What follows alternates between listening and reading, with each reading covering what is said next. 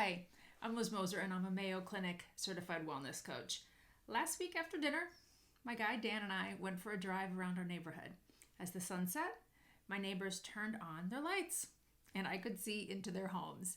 First, I remarked how everyone was home, how unusual that is, yet now, of course, it's the new temporary normal. Then I started noticing the TVs, house after house after house with the TV on. One larger home had 3 TVs tuned to different channels, one on each floor. Finally, I noticed one home, one out of many, where the couple was sitting by candlelight eating dinner. I was so excited, right? I am a wellness coach. I love it when people are connecting. I said, "Oh, look, Dan, they're having a sweet date night together."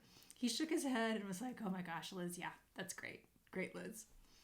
That couple facing each other, eating together was the significant exception, not the rule. Okay, so in this video, I want to explore the difference between proximity and connection.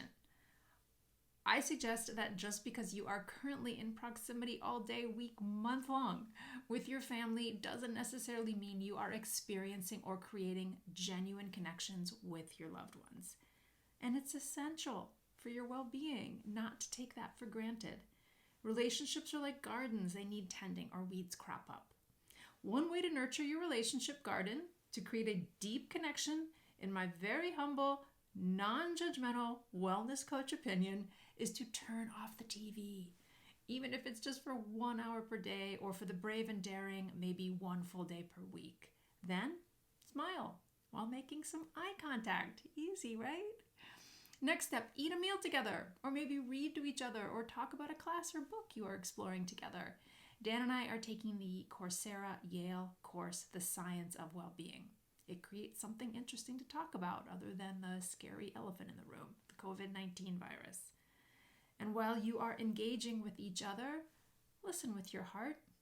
Be present when your family speaks instead of planning what you will say or what advice you will give.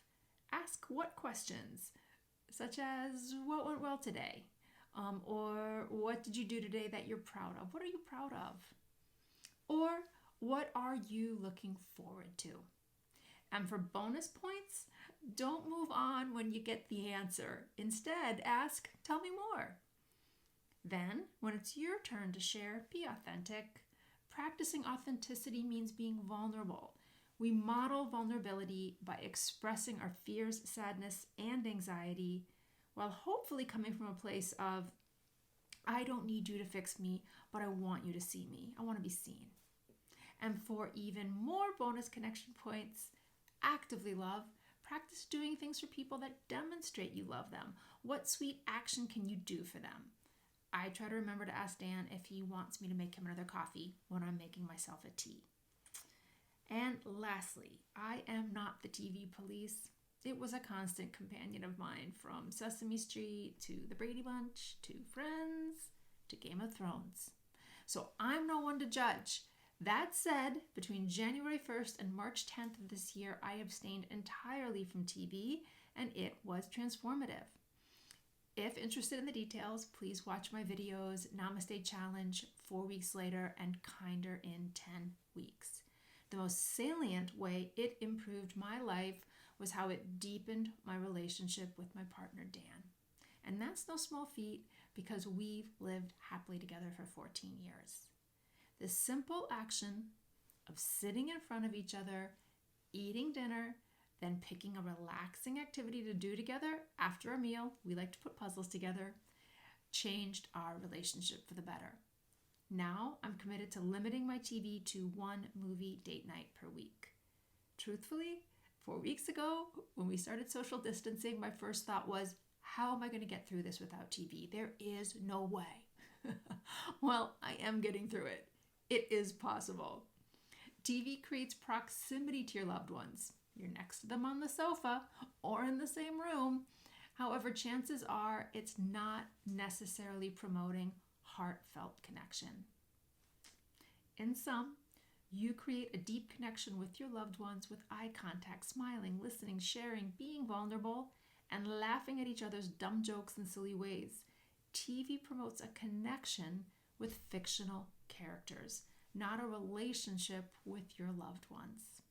I'm inviting you to invest your time in creating a more nourishing connection with the people you love most in the world, and not mistake proximity for moments of true connection.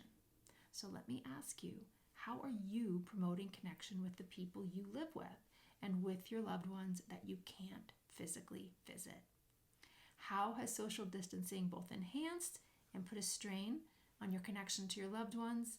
And lastly, what is your current TV viewing habit or routine? If it's more than you want, are you spurred on to commit to turning your TV off for 1 hour a day, or perhaps 1 day per week? Please share your commitment and comments with all of us. I'm Liz Moser, a Mayo Clinic certified wellness coach, and I'm looking forward to reading your responses and learning from all of you. I hope you have a wonderful week filled with deep, meaningful, enriching connections with your friends and loved ones. Thanks for watching this video. And if you have any questions about this video, or if you have any questions about health and wellness or wellness coaching with me, please contact me through my website at lizmosercoaching.com. Bye for now, and I will see you next week.